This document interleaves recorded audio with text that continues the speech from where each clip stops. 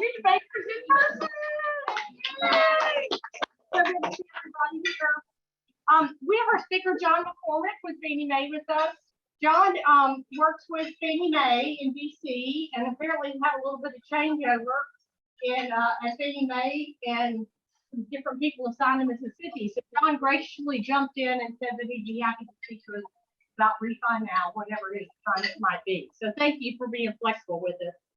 John is a seasoned mortgage professional with over 30 years in the industry. He has represented national lenders such as GMAC, Wachovia, Amnet, and Source One Mortgage.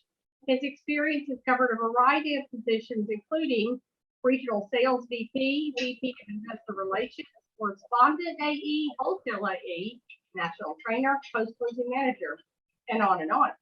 John joined Fannie Mae in 2009 and presently is a senior business manager in Fannie Mae's customer management solutions team, where in addition to supporting a group of lending partners, he oversees a team of relationship managers and sales engineers. As you all know, Fannie Mae has a mission to serve. So in addition to their standard lending practices, we have to make sure that everybody's getting a fair and equitable opportunity to own a home. And that is what falls under the mission to serve. Part of that is the new Refi Now program I'm sure you've all heard about. So John's going to share some information with us on that. If you have any questions, he will open that at the end. We've also asked him to talk about any other possible initiatives going on at Fannie Mae in addition to that we might be interested in hearing about, and whatever else we'd like to cover. So John, I'm going to pass it on to you. Thank you. All right, awesome. Thank you. I appreciate the opportunity to be here. Man, crazy times in the mortgage business. I don't need to tell you folks that, but the last year and a half in particular, I mean, wow. Let me stop for a minute and just tell you this thing around my neck is not a shock collar, although it looks like one. I tell everybody it's my shock collar in case I get too far off script, somebody zaps me from somewhere. But I just, we'll talk a little bit about Refi Now, but I thought it was important maybe to give you a little bit of background on kind of how we got to where we are, what we're focused on. I mean, obviously, the last year and a half, not just in the mortgage industry, but in general, has been crazy. And a lot of eye-opening events over the last year or so, kind of really asking a lot of corporate citizens out there to step back and look at themselves and see how they want to interact with the world as it is. Fannie Mae was no different. So for us, it was really kind of a chance to kind of reflect and decide is really our opportunity to kind of refocus on our mission. So they're so eloquently described earlier, our mission is obviously to provide liquidity and promote stability and affordability in the housing finance industry. Last year, that was more important than ever. Last year, just a little few factoids for you. So Fannie Mae did $1.4 trillion in business last year in providing liquidity to the market. Yeah, that was T, that's a trillion. We did 3.4 million refinances last year. And somewhere around, we provided 792,000 units of rental housing on our multifamily side. So, I mean, unprecedented times. We helped another 1.3 million families enter forbearance. Thankfully, they're not all still in it. Many have found their way out of it, but it's been crazy. And so, looking at all of those things and realizing what our role in the housing finance industry is, made us kind of refocus on, again, what our mission is.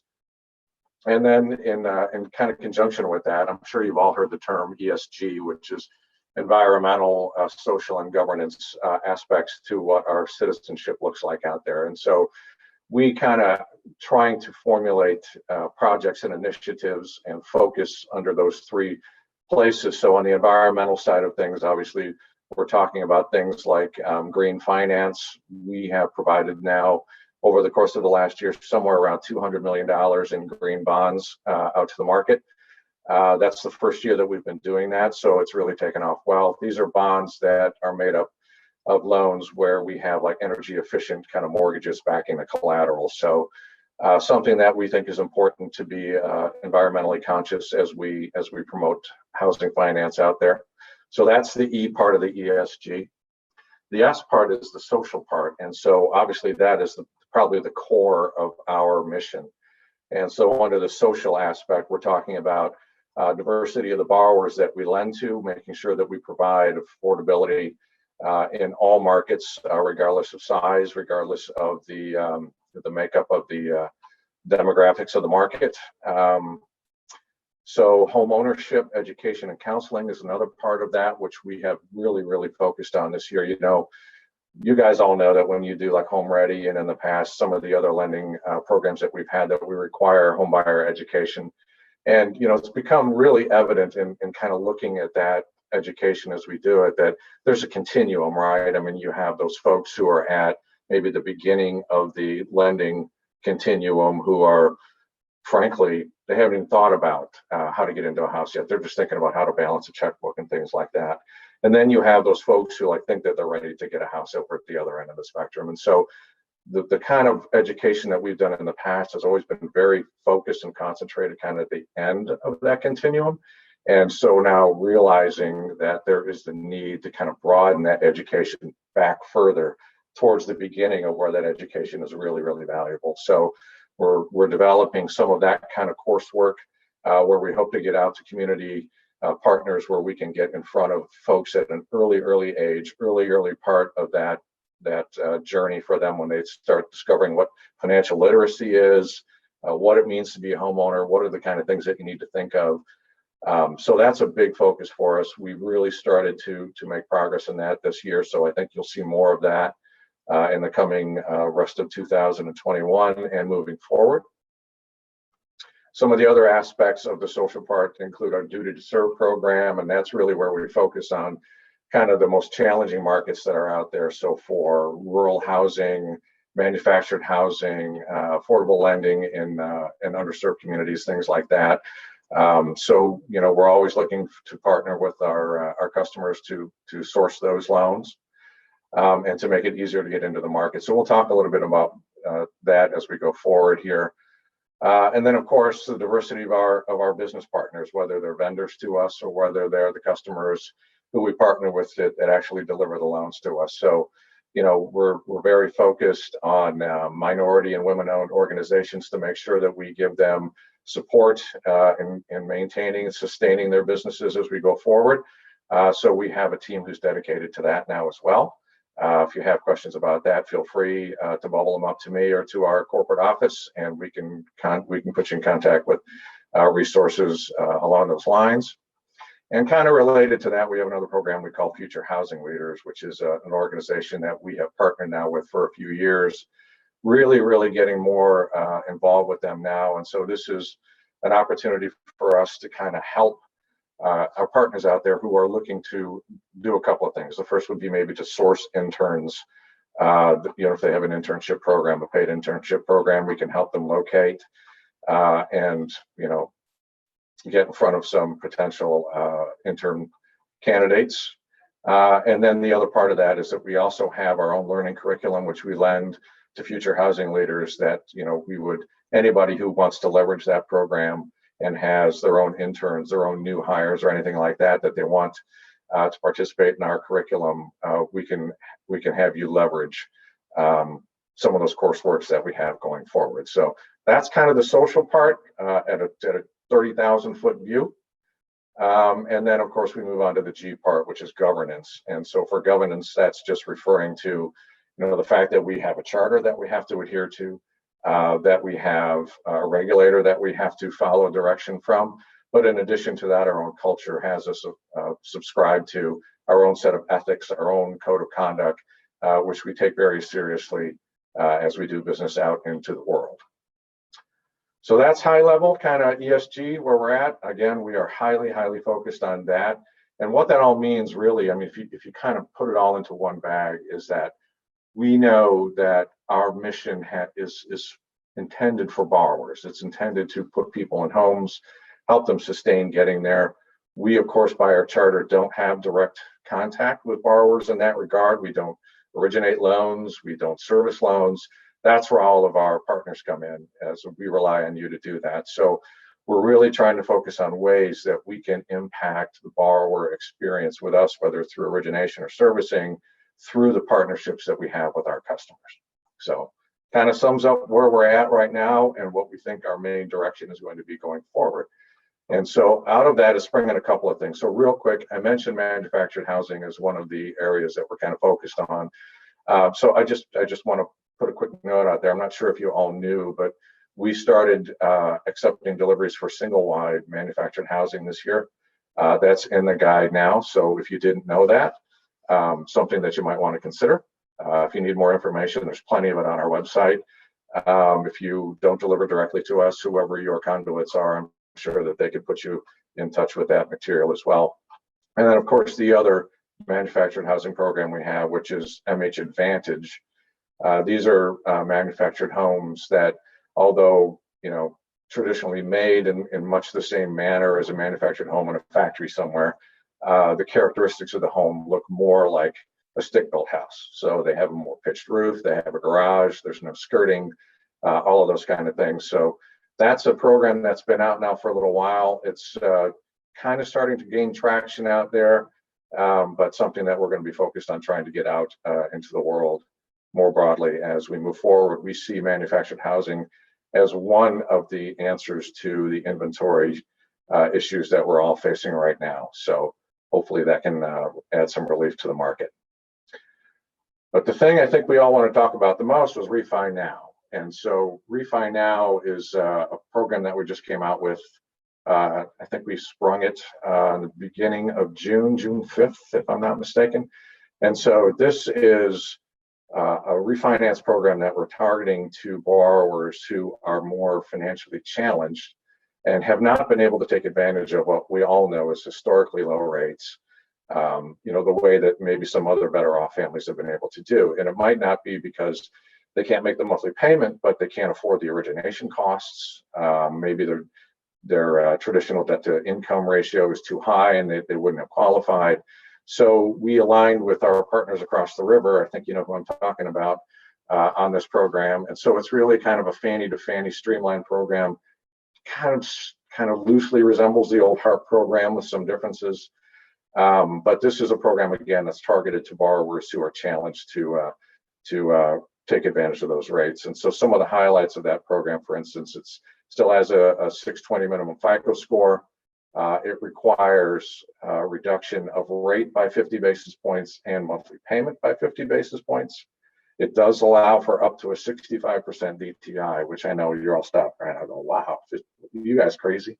So hear me out. So the 65% DTI really, again, if we talk about the rest of the parameters of the program, which rely heavily on credit history, it's specifically mortgage history, there can't be any delinquencies. Then these are folks who are already maintaining this debt load. We know that the loans are performing. So it's really an opportunity to improve a position that is already, tenable for them, but it makes it better. And so that's why we're comfortable taking that 65 DTI onto our books, because frankly, we already have it. So again, this is a program that's really meant for borrowers who haven't been able to take advantage otherwise. So some of the other caveats to the program is it's a loan that has to have been owned by Fannie Mae for the last 12 months, but not more than 10 years. It could include closing costs and prepaids of up to $5,000. Limited cash out deal is that you can only get $250 cash back. You can't get the traditional $2,000 that you can on a standard LICOR. There's no high balance loans. The other great feature to this program is that it provides a $500 lender credit that needs to be passed on to the borrower to reimburse them for those instances where they need an appraisal. So we really wanted to take that kind of financial burden off of these folks. Let's face it, appraisals are expensive. That's a big part of the problem for these folks is coming up with that cash to do that.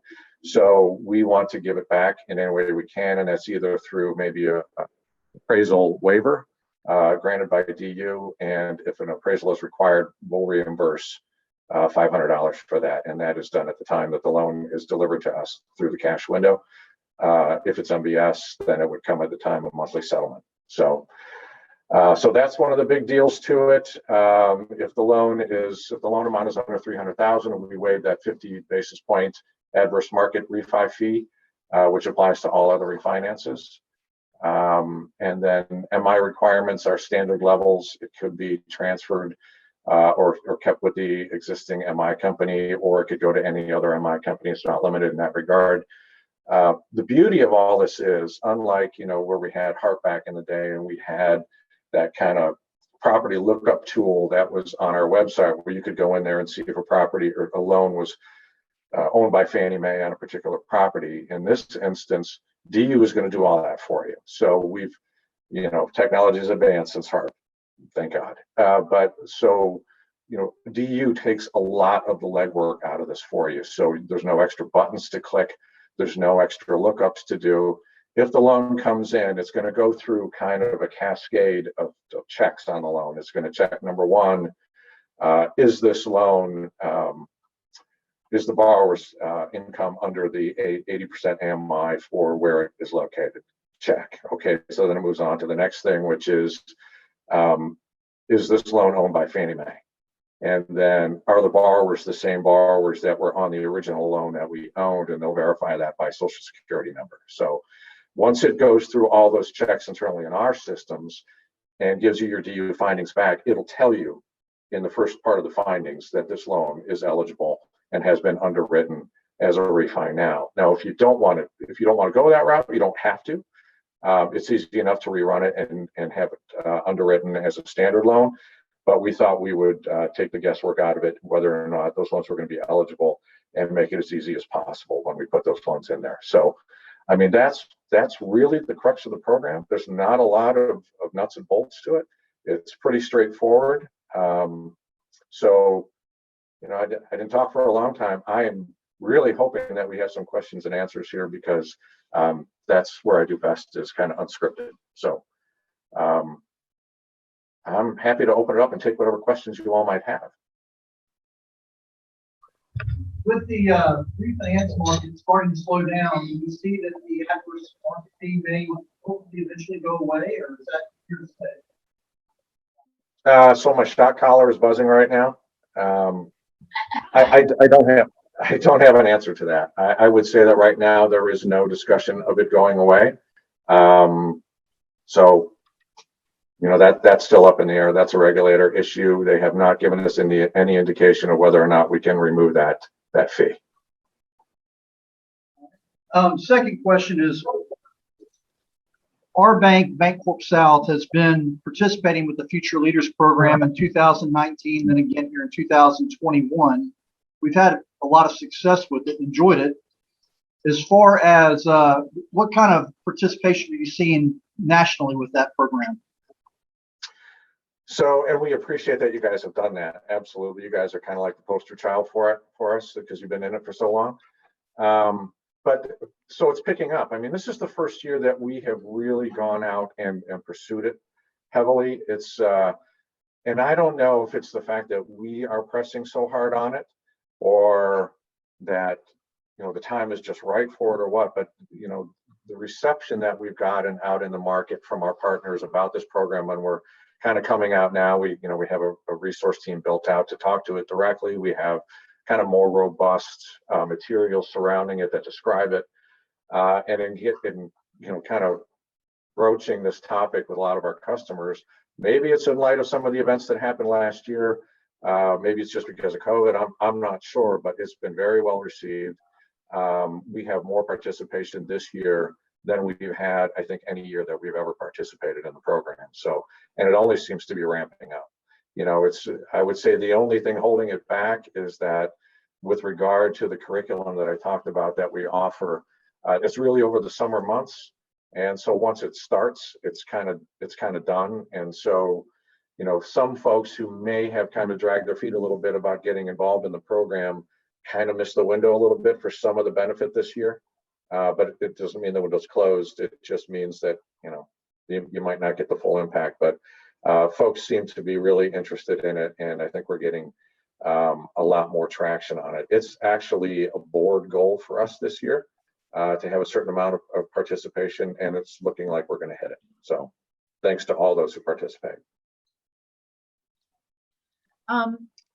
My question is, since Fannie Mae is expanding their horizons a little bit, including single wide manufacturing, has there been any discussion or talk about including reverse mortgages? No, I don't know if you knew it, but we actually did them once upon a time. So at this point, that it was not our forte. I'll just say that. So at this point, no, we still have a very small book of that stuff that we own, but there has been no discussion about that going forward. And so I've been hearing from a lot of my customers the question about if they compare the refi now to a home ready, does Fannie Mae have a preference as to which direction they go with it? Do you prefer they go refi now, or does it matter? We are agnostic. We want you to do whatever's best for the borrower. When does the program start, and do you have to sign up? No, there's no sign up required. The program is available now. It rolled out on June 5th. So all of the material that is related to this program, we have some great stuff on our website. So if you just went on the Fannie Mae website and you went to single family, before you could even search much farther, probably this big block is going to pop up there. It's going to say "Be a Hero," refi now, learn more, and you click on the box. And man, there's so much material in there. There's a little training course in there that will take you through all kinds of underwriting scenarios, underwriting guidelines.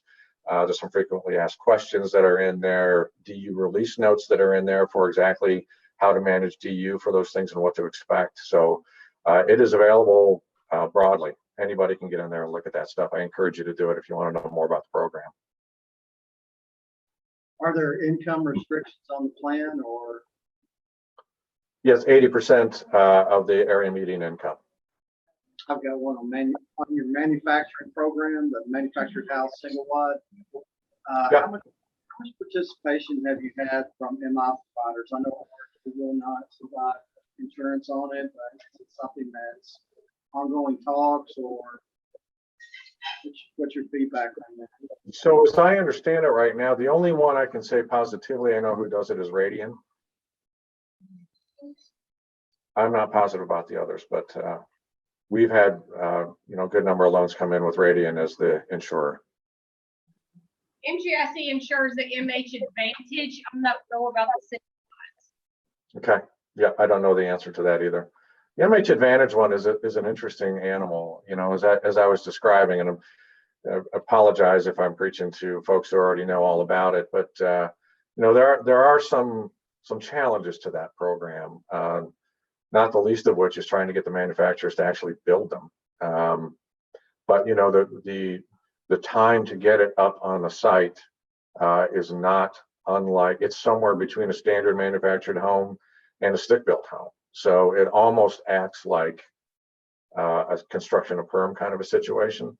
And so, I think, and this is just John editorializing here, so bear with me. This is talking out of school a little bit, but I think that the real promise of that program is when we find tract builders who are willing to build neighborhoods of those homes and have folks go in and buy them already up and ready to occupy, as opposed to ordering them and having them built one at a time.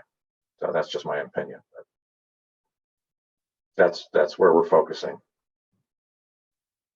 The new ATR rule, QM, I know you didn't go over this today, but any highlights of what we need to look for besides doing away with the 43% back ratio? Yeah, I would say that one's still kind of in flight. I mean, we are hearing mixed signals about whether it's going to be implemented on time or not. I think that we need to stick with the guidance that's out there right now. But, I would also say that, comparing the bucket of loans that would have been underwritten the old way versus what the new QM requires, there's not a terribly big impact on what would have been approved versus what won't. So, I hate to say it's going to be a non-issue, but I don't think it's going to be as impactful as a lot of people are fearing. Any questions or comments for John? Okay, John, thank you so much for being with us today. Very informative. Happy to be there, folks. Happy to be there. Anything we can do, please reach out. Thank you. Okay, thanks.